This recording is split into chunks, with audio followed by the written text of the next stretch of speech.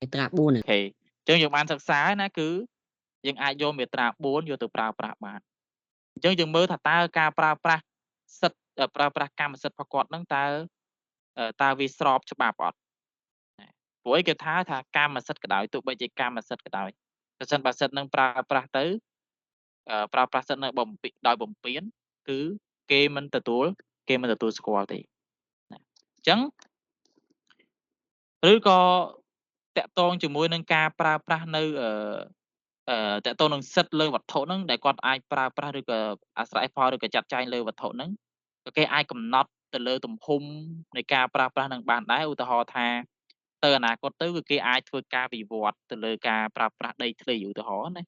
អញ្ចឹងនៅក្នុងករណីហ្នឹងគឺច្បាប់ហ្នឹងគាត់អាចធ្វើការកម្រិតថាការប្រើប្រាស់ឬក៏ការចាត់ចែងនៅវត្ថុដែលជាកម្មសិទ្ធិរបស់កម្មសិទ្ធិករហ្នឹងគឺត្រូវបានកម្រិតមួយចំនួនព្រោះអីវាតាក់ទងជាមួយនឹងការអភិវឌ្ឍនៅប្រទេសអញ្ចឹងយើងឃើញថាពាក្យថាកម្មសិទ្ធិនេះយើងត្រូវចាំថាវាគឺជាប្រភេទមួយនៃសិទ្ធិទេហើយសិទ្ធិហ្នឹងគឺវាមានទៅលើវត្ថុណាហើយនៅពេលដែលសិទ្ធិមួយមានទៅលើវត្ថុម្ចាស់សិទ្ធិដែលមានទៅលើវត្ថុហ្នឹងគឺគាត់អាចប្រើប្រាស់អាស្រ័យផលនិងចាត់ចែងនៅវត្ថុហ្នឹងបានដោយសេរីណាដោយសេរីប៉ុន្តែនៅក្នុងទំហំដែលច្បាប់បានកំណត់តែប៉ុណ្្នឹងអញ្ចឹងយើងឃើញថានៅក្នុងកន្លែងនេះគឺយើងត្រូវស្វែងយល់ពីចំណុចទី1គឺតាក់ទងនឹងអាសិទ្ធិលើវត្ថុហ្នឹងគឺមានសិទ្ធិប្រើប្រាស់នឹងសិទ្ធិប្រើប្រាស់សិទ្ធិអាស្រ័យផលនិងសិទ្ធិចាត់ចែងនេះហើយមួយទៀតគឺតាក់ទងនឹងក្នុងទំហំនិងដែលច្បាប់ក្នុងទំហំដែលច្បាប់និងលិខិតបទដ្ឋានគតិយុត្តផ្សេងទៀតបានកម្រិតហ្នឹងគឺយើងត្រូវសិក្សាចំណុចពីរហ្នឹងឲ្យបានច្បាស់លាស់ដើម្បីធ្វើការវិភាគមើលតើបុគ្គលម្នាក់ដែលគាត់មានកម្មសិទ្ធិហ្នឹងគាត់អាចប្រើប្រាស់អាស្រ័យផលនិងសិទ្ធិចាត់ចែងរបស់គាត់ហ្នឹងក្នុងកម្រិតណាបានក្នុងកម្រិតណាពីព្រោះអីពីព្រោះថាប្រសិនបើយើងមិនធ្វើការសិក្សាបែបហ្នឹងទេទីមួយវាអាចមានផលប៉ះពាល់ទៅលើកម្មសិទ្ធិករឧទាហរណ៍ថាប្រសិនបើយើងអត់ដឹងថាតើសិទ្ធិផលយើងហ្នឹងអាចប្រើប្រាស់អីគេខ្លះផងអញ្ចឹងយើងអត់ហ៊ានធ្វើទេយើងអត់ហ៊ានធ្វើទេហើយក្នុងករណីមួយទៀតបើសិនបើយើងអត់ធ្វើការសិក្សាទៅលើការប្រើប្រាស់ផលគាត់សិទ្ធិទាំង3ហ្នឹងឲ្យបានថានៅក្នុងកម្រិតណាខ្លះវិសាលភាពត្រឹមណាខ្លះវាធ្វើឲ្យបញ្ហាមួយទៀតគឺតាក់ទងជាមួយនឹងការអនុវត្តនៅក្នុងកិច្ចការជំនួយនឹងមានការរអាក់រអួលពីព្រោះពេលខ្លះបើសិនជាក្នុងករណីដែលគាត់គិតថាតើគាត់មានកម្មសិទ្ធិលើហ្នឹងគាត់អាចអនុវត្តទៅអីគេខ្លះបានហើយបើសិនជាក្នុងករណីដែលគាត់អនុវត្តទៅវាធ្វើឲ្យត្រូវបានច្បាប់មួយចំនួនហាមឃាត់អញ្ចឹងធ្វើឲ្យការអនុវត្តចំណុចរបស់គាត់ហ្នឹងមានការរអាក់រអួលដែរអញ្ចឹងការសិក្សាទៅលើប្រភេទទាំងពីរនេះគឺមានការមានជាចំណុចដែលសំខាន់បំផុតហើយចំណុចទី1ដែលយើងត្រូវសិក្សាហ្នឹងគឺទៅលើសិទ្ធិប្រើប្រាស់អញ្ចឹងបានលើកឡើងមិញអញ្ចឹងថាតកតងជាមួយនឹងសិទ្ធិប្រើប្រាស់គឺជាប្រភេទនៃសិទ្ធិមួយដែលមានការពិបាកក្នុងការបកស្រាយមានការពិបាកក្នុងការបកស្រាយអញ្ចឹងពាក្យថាប្រើប្រាស់នេះអឺឥឡូវសូមសួរអ្នកទាំងអស់គ្នាថាអ្នកទាំងអស់គ្នាអាចគិតថាតើការសិទ្ធិប្រើប្រាស់ហ្នឹងគឺសំដៅទៅដល់សិទ្ធិប្រភេទអីយើងកុំទាន់មើលនៅក្នុង slide ទេណាលើទៅលើសិនយើងគិតថាតាមដែលយើងបានសិក្សារៀនសូត្រពីមុនមកថាយើងគិតថាតើពាក្យថាសិទ្ធិប្រើប្រាស់ដែលជាប្រភេទមួយនៃកម្មសិទ្ធិហ្នឹងគឺសំដៅដល់ការប្រើប្រាស់បែបណាដែលគេចាត់ទុកថាជាការប្រើប្រាស់តាមន័យនៃមាត្រា138អឺខ្ញុំចូលរួមចំណុចហ្នឹងពាក្យថាប្រើប្រាស់ពាក់ព័ន្ធជាមួយនឹងកម្មសិទ្ធិហ្នឹងយល់ថាឧទាហរណ៍ថាដីមួយកន្លែងលោកកហ្នឹងគាត់អត់បាននៅនឹងថិតថេររហូតទេប៉ុន្តែគាត់តែងតែមកកាប់ឆ្ការដីហ្នឹងហើយធ្វើលបងធ្វើអីពាត់ជាទៅពាក់ព័ន្ធថែរក្សាគ្រប់គ្រងទៅលើដីហ្នឹងដូចជាតាមតំណាំអត់ទេគ្រាន់តែថែរក្សាដីហ្នឹងដូចជាកាប់ឆ្ការព្រៃឬក៏ពាត់លបងកុំឲ្យមានអ្នកដទៃគាត់មកចូលកាន់កាប់ឬក៏អាស្រ័យផលឬក៏ប្រើប្រាស់ដីរបស់គាត់នឹងចឹងអញ្ចឹងពាក្យប្រើប្រាស់ត្រង់ហ្នឹងត្រង់ចំណុចនេះខ្ញុំគិតថាវាមានន័យបែបហ្នឹងទោះបីជាប្រើប្រាស់កន្លែងហ្នឹងមិនបានប្រើប្រាស់ថាវាចាញ់ជាផលប្រយោជន៍អីមួយឬក៏អាចទទួលបានលទ្ធផលអីមួយក៏ដោយប៉ុន្តែគឺគាត់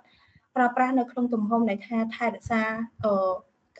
ពាក់ព័ន្ធជាមួយកម្មសិទ្ធិនៅលើដីរបស់គាត់ហ្នឹងកណែយល់ឃើញអញ្ចឹងកូន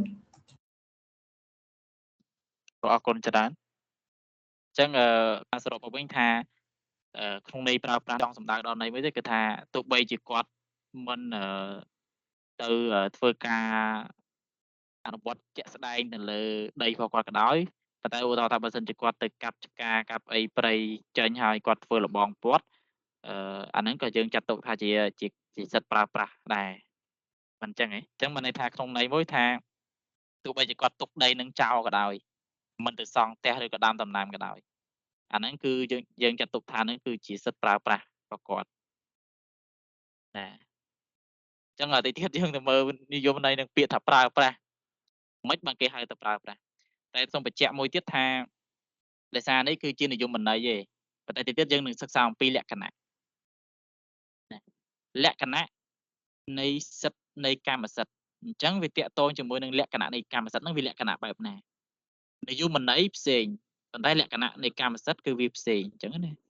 អញ្ចឹងឧទាហរណ៍ថាបើសិនជាយើងសិក្សាអំពីលក្ខណៈនៃកម្មសិទ្ធិវាមាន3ធំទី1គឺវាអីគេណាទី1គឺផ្ដាច់មុខមានន័យថាម៉េចផ្ដាច់មុខឡើយហ្នឹងគឺមានន័យថាម្ចាស់កម្មសិទ្ធិហ្នឹងគឺគាត់មានកម្មសិទ្ធិទៅលើតែឧទាហរណ៍ថាបើដីហ្នឹងគឺជាកម្មសិទ្ធិរបស់គាត់អញ្ចឹងគាត់គឺជាម្ចាស់កម្មសិទ្ធិផ្ដាច់មុខទៅលើអាដីហ្នឹងអត់មានបកគរណាមួយទៅអះអាងថាតែអាហ្នឹងគឺជាដីខ្ញុំឯងមិនមែនដីអ្នកឯងទេបើសិនជាមានអ្វីអះអាងអញ្ចឹងក្នុងករណីហ្នឹងគឺអឺ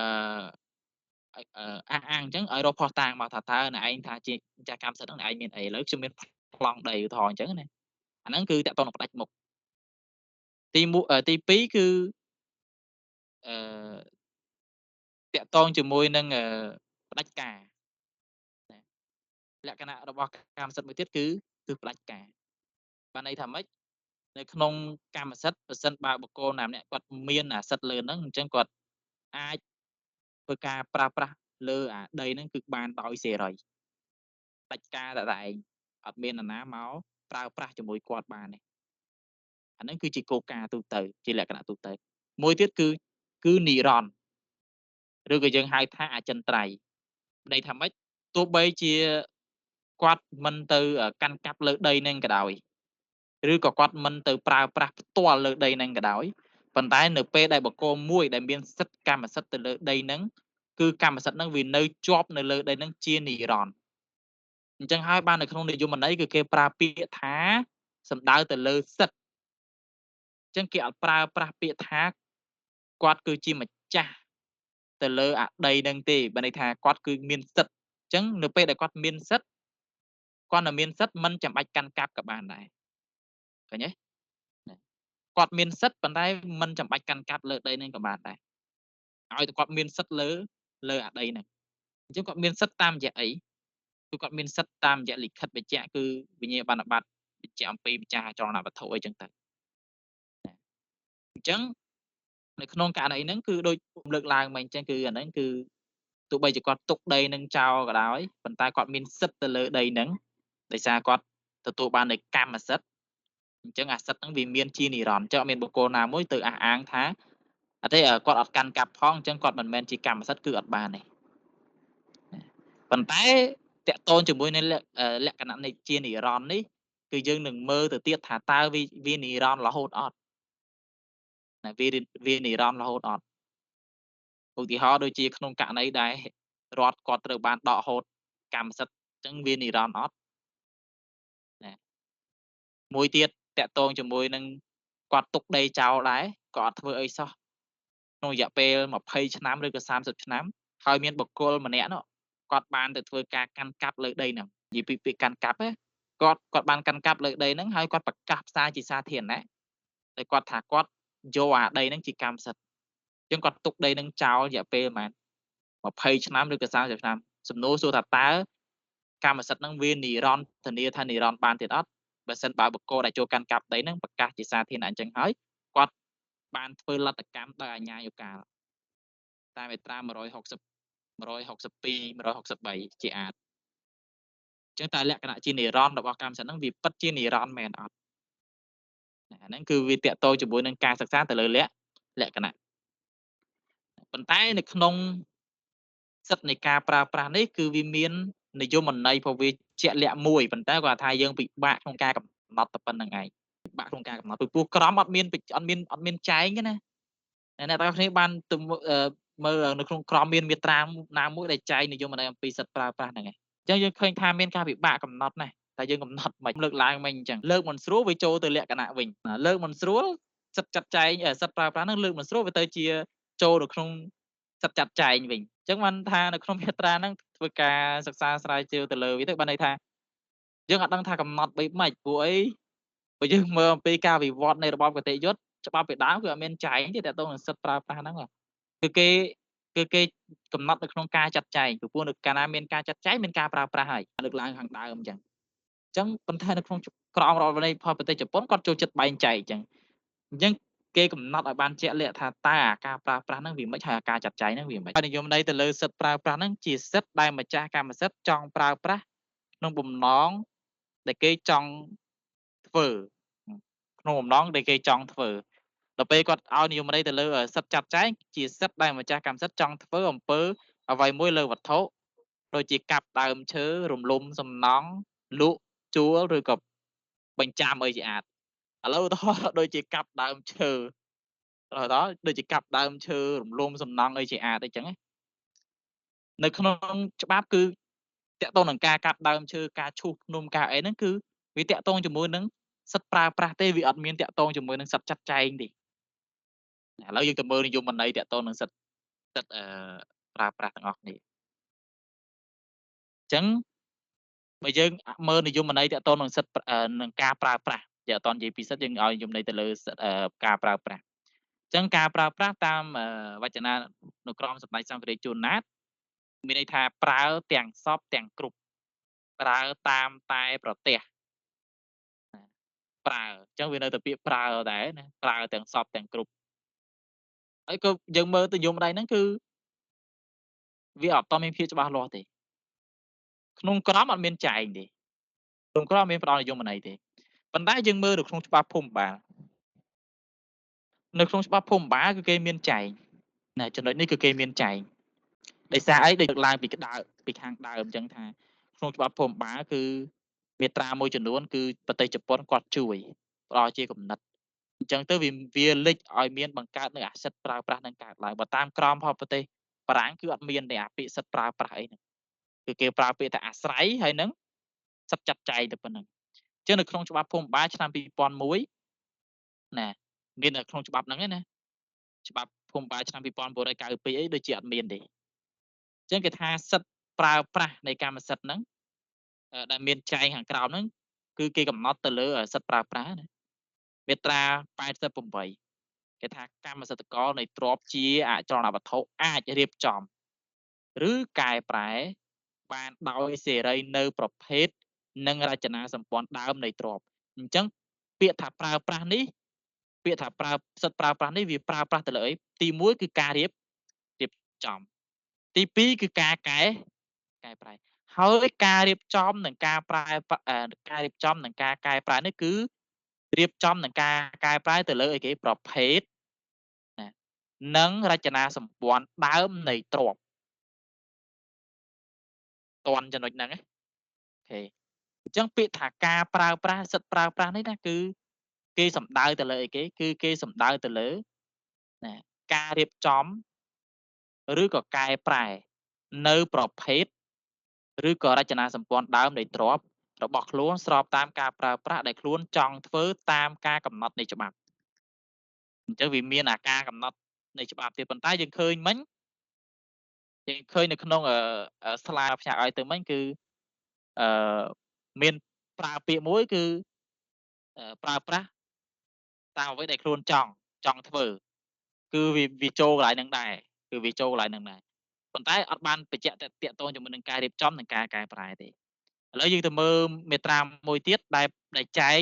បំពេញបន្ថែមទៅលើអាមាត្រា88ហ្នឹងគឺមាត្រា89ហ្នឹងគឺចែកបំពេញបន្ថែមអញ្ចឹងមាត្រា89គេចាត់ទុកថាគេចែងថាចាត់ទុកជាការកែប្រែប្រភេទឬរចនាសម្ព័ន្ធដើមនៃទ្រព្យជាអចលនវត្ថុក្នុងន័យនៃច្បាប់នេះអញ្ចឹងក្នុងន័យនៃច្បាប់នេះយើងដឹងហើយថាក្នុងន័យអីគេក្នុងន័យច្បាប់អីគេ ច្បាប់ភូមិបាល អូខេច្បាប់ភូមិបាលមានជាអាចណាគេកំណត់មកណាមានជាអាចការណាការកោះបើនេះជាប្រើនៅត្រូវការកោះរានដីការកាប់ព្រៃឈើការដាំដំណាំលើដីនោះការចាក់បំពេញដីការឈូសពង្រាបភ្នំការជីករកការជីករុករកការជីកយកដីចេញការជីកអណ្ដូងរ៉ែឬកន្លែងយកថ្មការរៀបចំឬធ្វើឲ្យស្ងួតដែនវេរីជាតិការរៀបចំដីកសិកម្មទៅជាទីប្រជុំជនការបង្កើតតំបន់ឧស្សាហកម្មនិងការបង្កើតទីតាំងរោងចក្រអាទាំងអស់ហ្នឹងគឺគេចាត់ទុកថាគឺជាសិទ្ធិប្រើប្រាស់ឃើញគឺគេកំណត់ច្បាស់លាស់ហ្មងនៅក្នុងច្បាប់ភូមិបាលហ្នឹងគឺគេកំណត់ច្បាស់លាស់អញ្ចឹងហ្មងអញ្ចឹងយើងមើលទៅយើងវាខុសអីពីអ្វីដែលយើងគិតថាហ្នឹងឧទាហរណ៍ណាតាក់ទងជាមួយនឹងការកាប់ព្រៃឈើការអីផ្សេងហ្នឹងឬក៏ការរៀបចំដីកសិកម្មទៅជាទីប្រជុំជននេះឬក៏ការបង្កើតនៅតំបន់ឧស្សាហកម្មនេះយើងមើលទៅវាលក្ខណៈថាវាដូចជាការចាត់ចែងទ្របនឹងទៅវិញប៉ុន្តែជាក់ស្ដែងគឺគេកំណត់ថាអាហ្នឹងគឺជាប្រភេទមួយនៃសិទ្ធិប្រើប្រាស់នៃកម្មសិទ្ធិហ្នឹងឯងប៉ុន្តែយើងឃើញថានៅក្នុងនេះនៅក្នុងមាត្រា88មាត្រា89នេះគឺមានចែងនៅក្នុងច្បាប់ភូមិបាលឆ្នាំ2001ប៉ុន្តែយើងសួរថាច្បាប់ភូមិបាលឆ្នាំ2001ហ្នឹងមាត្រាហ្នឹងគេធ្វើវិសោធនកម្មអត់តែមើលនៅក្នុងមាត្រា80នៃច្បាប់ស្តីពីការអនុវត្តក្រមមាត្រា80ទំព័រ96ហ្នឹងអ្នកនរគ្នាមើលខាងក្រោមទៅគេប្រើពាក្យ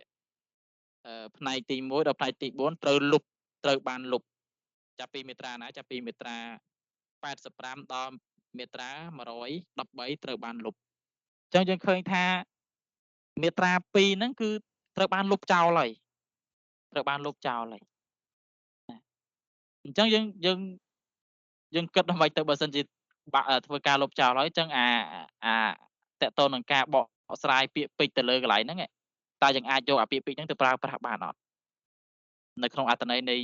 ក្រមរដ្ឋប្រវេណីរបស់យើងតើយើងអាចចោទជាសំណួរម្យ៉ាងទៀតថាតើក្រមរដ្ឋប្រវេណីរបស់យើងនេះតើយើងទទួលស្គាល់នៅអាសិទ្ធិប្រភេទទាំងអស់នេះអត់នេះដែលយើងអានមាត្រា2ហ្នឹងតើយើងទទួលស្គាល់នៅអាសិទ្ធិប្រភេទហ្នឹងអត់ថាគឺជាសិទ្ធិប្រើប្រាស់អត់អញ្ចឹងវាអាចមានបញ្ហាកន្លែងហ្នឹងអញ្ចឹងដោយសារតែ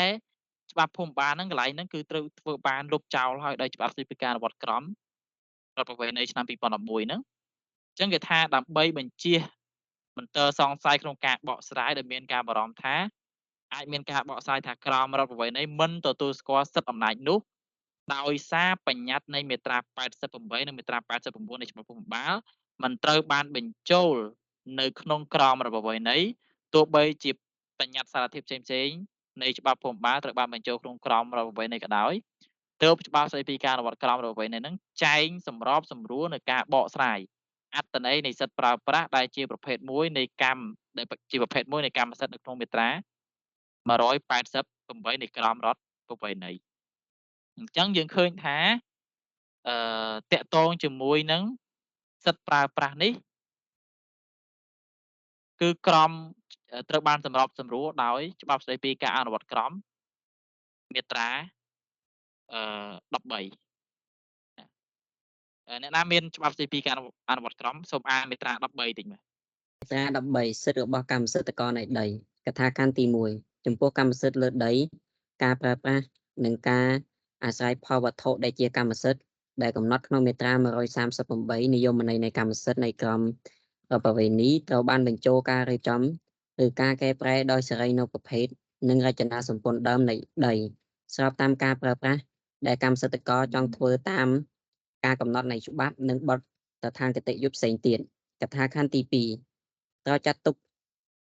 ជាការកែប្រែនៅប្រភេទឬរចនាសម្ព័ន្ធដើមនៃដីចំពោះការអនុវត្តកថាខណ្ឌទី1ខាងលើនេះមានការគោះរានដីការកាប់ព្រៃឈើការដាំដំណាំលើដីនោះការចាក់បំពេញដីការឈូសពន្រាបភ្នំការជីកយកដីចេញការជីកអណ្ដូងរ៉ែឬកន្លែងយកថ្មការរៀបចំការធ្វើឲ្យស្ងួតដែនវេរី ជាតិការរៀបចំដីកសិកម្មតូចជាដីប្រជុំជនការបង្កើតតំបន់ឧស្សាហកម្មនិងការបង្កើតទីតាំងរោងចក្រជាអាច អរគុណច្រើនអញ្ចឹងយើងឃើញថាបើយើងពិនិត្យទៅលើមាត្រា13នៃច្បាប់ស្តីពីការអនុវត្តក្រមហើយនិងមាត្រា88និងមាត្រា89យើងឃើញថាគឺច្បាប់ស្តីពីការអនុវត្តក្រមគឺយកមាត្រាហ្នឹងយកមកចែងតែម្ដងហើយយកមាត្រាហ្នឹងមកចែងម្ដងប៉ុន្តែបញ្ហាមួយទៀតនៅក្នុងច្បាប់ស្តីពីការអនុវត្តក្រមហ្នឹងគឺបញ្ហាមួយគឺគេមិនមែនឲ្យនិយមន័យតែទៅលើសិទ្ធិប្រើប្រាស់ទេគឺគេក្នុងហ្នឹងគឺមាត្រា13ហ្នឹងគេប្រើពាក្យថាការប្រើប្រាស់និងការអាស្រ័យផលវត្ថុដែលជាកម្មសិទ្ធិអញ្ចឹងយើងឃើញថាគេប្រើប្រាស់ពាក្យពីរគឺមួយប្រើប្រាស់និងអាស្រ័យផលទៀតប៉ុន្តែដល់ពេលយើងមើលអត្ថន័យនៃការចែកហ្នឹងគឺអត់មានអត្ថន័យនៃអាស្រ័យផលនៅក្នុងហ្នឹងទេគឺមានតែសិទ្ធិប្រើប្រាស់នៅក្នុងហ្នឹងអ្នកទាំងអស់គ្នាអាចមើលនៅក្នុងមាត្រា13ណាព្រោះនៅក្នុងនេះដូចជាបានឈប់នេះអញ្ចឹងយើងមើលនៅក្នុងច្បាប់ស្តីពីការអនុវត្តក្រមគឺយើងឃើញគេឲ្យនិយមន័យហ្នឹងគឺមិនមែនសម្រាប់តែទៅលើសិទ្ធិប្រើប្រាស់នេះទេគឺគេឲ្យនិយមន័យទៅលើទាំងសិទ្ធិអាស្រ័យផលវត្ថុដែលជាកម្មសិទ្ធិទៀតប៉ុន្តែដល់ពេលយើងមើលនៅក្នុងអត្ថន័យនៃមាត្រា13នៃច្បាប់ស្តីពីការអនុវត្តក្រមទៅយើងឃើញថាវាអត់មានឲ្យនិយមន័យទៅលើសិទ្ធិអាស្រ័យផលណាតែយើងអាចឃើញគឺចែងតែអំពីសិទ្ធិប្រើប្រាស់តែប៉ុណ្ណោះចឹងនៅក្នុងមាត្រា13នេះយើងឃើញថាតកតងជាមួយនឹងកម្មសិទ្ធិលើដីអញ្ចឹងគេចែងតែតកតងនឹងដីមួយឯងប៉ុន្តែនៅក្នុងមាត្រា138នៃក្រមរដ្ឋរបស់យើងពាក្យថាសិទ្ធិប្រើប្រាស់នេះគឺមិនមែនសំដៅទៅលើដីទេព្រោះប្រើប្រាស់នឹងទៅលើវត្ថុអញ្ចឹងវត្ថុវាអាចជាចលនាវត្ថុវាអាចជាអចលនវត្ថុអញ្ចឹងយើងឃើញថាបើតកតងជាមួយនឹងដីគឺយើងឃើញថាមាត្រា13នេះគឺបំពេញបន្ថែមទៅលើអត្ថន័យនៃសិទ្ធិប្រើប្រាស់ហ្នឹងប៉ុន្តែឧបមាថាបើសិនជាក្រៅពីដីយើងមានការពិបាកទៀតអញ្ចឹងសរុបជារួមមកនៅក្នុងការបកស្រាយតាក់ទងជាមួយនឹងសិទ្ធិប្រើប្រាស់នេះគឺអាស្រ័យទៅលើចៅក្រមគាត់ធ្វើការបកស្រាយថាតើការប្រើប្រាស់ប្រភេទណាដែលគាត់ចាត់ទុកថាគឺជាការប្រើប្រាស់នៃកម្មសិទ្ធិហើយការចាត់ចែងប្រភេទណាដែលជាការចាត់ចែងកម្មសិទ្ធិណាប៉ុន្តែជាគោលការណ៍យើងអាចធ្វើការបែងចែកតាក់ទងជាមួយនឹងសិទ្ធិប្រើប្រាស់នេះគឺពីរប្រភេទសំខាន់ទី1គឺគាត់អាចប្រើប្រាស់បានដោយខ្លួនឯងគាត់ប្រើប្រាស់បានដោយខ្លួនឯងហើយការប្រើប្រាស់បានដោយខ្លួនឯងនេះគឺគាត់អាចប្រើប្រាស់បានតាមរយៈលក្ខណៈជាធម្មេនុរូបបើន័យថាគាត់ប្រើប្រាស់តាមលក្ខណៈធម្មតារបស់គាត់ណាឧទាហរណ៍គាត់ទៅប្រើប្រាស់ដីហ្នឹងធ្វើការដាំដំណាំទៅការគាត់ប្រើប្រាស់ដីរបស់គាត់ហ្នឹងក្នុងការឈូសឆាយអីជាអាចឬក៏បង្កើតនៅអាជីវកម្មលើដីរបស់គាត់អីជាអាចអាហ្នឹងគឺជាការប្រើប្រាស់ដែរប៉ុន្តែក្នុងន័យមួយទៀតគឺគាត់អាចប្រើប្រាស់ដែរគាត់អាចប្រើប្រាស់ដីរបស់គាត់ហ្នឹងគឺអនុញ្ញាតឲ្យអ្នកដទៃហ្នឹងធ្វើការប្រើប្រាស់ដីរបស់គាត់តាមរយៈអីគេឧទាហរណ៍ដូចជាផ្លូវប្រភពអញ្ចឹងនៅក្នុងករណីនេះគឺគាត់អនុញ្ញាតអាសិទ្ធប្រើប្រាស់ហ្នឹងទៅបុគ្គលដទៃឲ្យធ្វើការប្រើប្រាស់ជំនួសគាត់អញ្ចឹងឧទាហរណ៍ដូចជាសិទ្ធិផ្លូវប្រភពយើងឃើញថាផ្លូវប្រភពគីគាត់អាចធ្វើការប្រើប្រាស់ដីរបស់អ្នកដទៃដើម្បីជាផលប្រយោជន៍របស់ខ្លួនឯងអញ្ចឹងយើងឃើញថាអាសិទ្ធប្រើប្រាស់ហ្នឹងគឺម្ចាស់កម្មសិទ្ធិករហ្នឹងគាត់អាចផ្ទេរអាសិទ្ធហ្នឹងគាត់អាចប្រើប្រាស់អាសិទ្ធហ្នឹងគឺផ្ទេរអាសិទ្ធប្រើប្រាស់ហ្នឹងទៅបុគ្គលដទៃទៀតបាន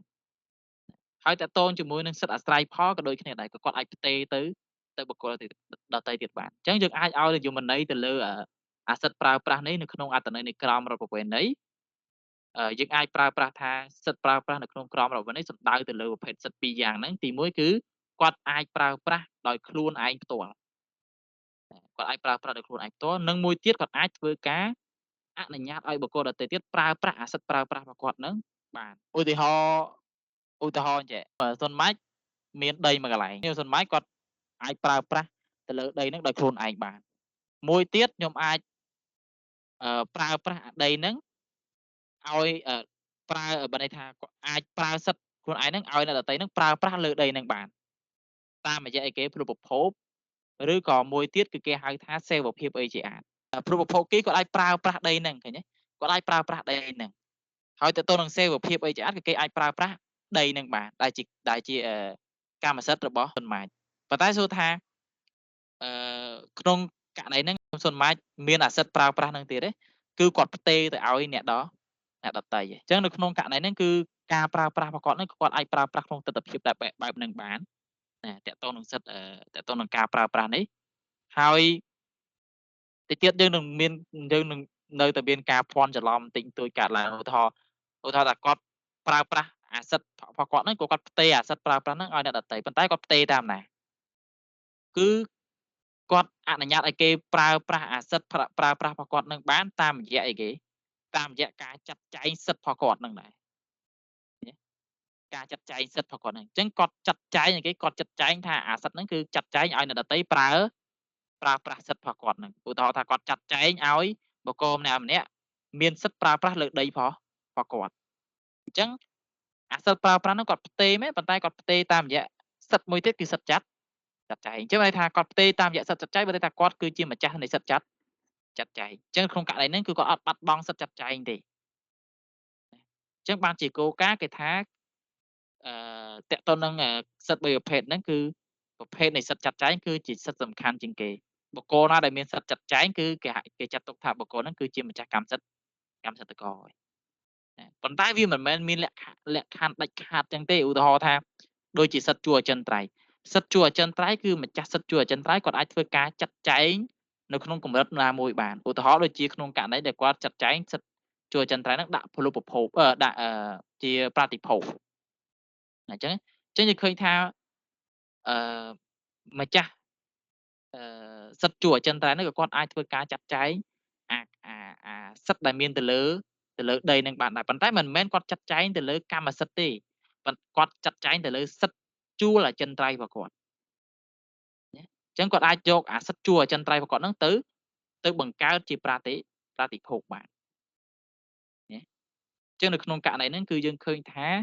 វាអាចមានការភ័ន្តច្រឡំបើសិនបើយើងធ្វើការសិក្សាឲ្យបានស៊ីជម្រៅទៅលើអាពាក្យថាសិទ្ធិប្រើប្រាស់សិទ្ធិអាស្រ័យផលនិងសិទ្ធិចាត់ចែងហ្នឹងហើយបើយើងពិបាកជាងគេគឺពាក្យប្រើប្រាស់និងអាស្រ័យពាក្យថាប្រើប្រាស់និងចាត់ចែងនឹងឯងបើតកតងជាមួយនឹងអាស្រ័យផលដូចជាអត់សូវមានអីពិបាកទេព្រោះអីយើងបានសិក្សារួចហើយតកតងនឹងផលដែលកើតចេញមកពីវត្ថុអីមួយម្ចាស់អ្នកកម្មសិទ្ធិករដែលមានសិទ្ធិទទួលផលហ្នឹងក៏គាត់អាចទទួលផលនឹងបាននៅក្នុងករណីហ្នឹងក៏អាចទទួលផលនឹងបានហើយផលដែលយើងមានតែពីរទេផលជីវនិងផលធម្មជាតិប៉ុន្តែតើតើនឹងអាសិទ្ធិប្រើប្រាស់និងសិទ្ធិចាត់ចែងហ្នឹងគឺមានភាពពិបាកខ្លាំងហើយពេលខ្លះយើងធ្វើការបែងចែកក៏ពិបាកក្នុងការបែងចែកទៀត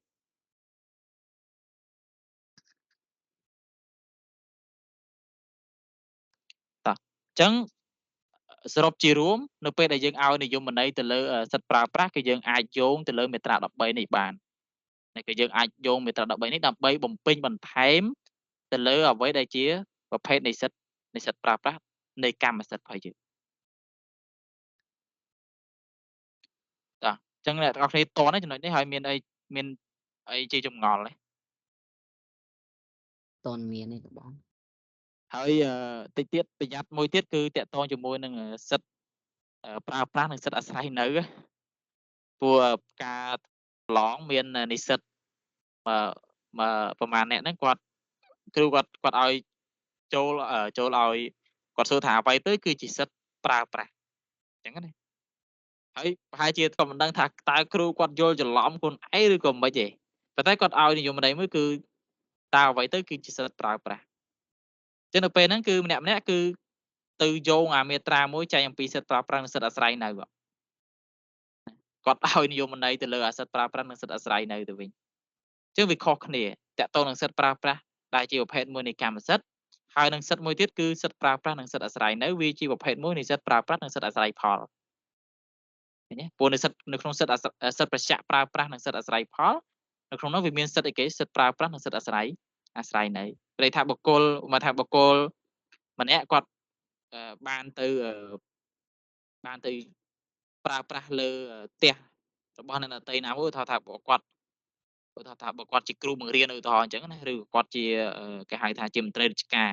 អញ្ចឹងគាត់ត្រូវបំពេញការងារគាត់នៅខេត្តសៀមរាបអញ្ចឹងគេមានអគារមួយអគារផលរដ្ឋឬក៏អគារហ្នឹងគឺរដ្ឋជួលអគារឯកជនឲ្យគាត់ទៅស្នាក់នៅអញ្ចឹងនៅពេលដែលគាត់ស្នាក់នៅគឺគាត់មានមួយគឺមានសិទ្ធិប្រើប្រាស់និងសិទ្ធិអាស្រ័យនៅលើផ្ទះហ្នឹងហើយអញ្ចឹងតើតើនឹងសិទ្ធិប្រើប្រាស់និងសិទ្ធិអាស្រ័យនៅកន្លែងហ្នឹងគឺវាមានភាពផ្ទុយគ្នាទៅលើអាសិទ្ធិប្រើប្រាស់ដែលជាប្រភេទមួយនៃកម្មសិទ្ធិអញ្ចឹងយើងកុំឲ្យមានភាពភ័ន្តច្រឡំតាក់ទងជាមួយនឹងអាសិទ្ធិពីរហ្នឹងណា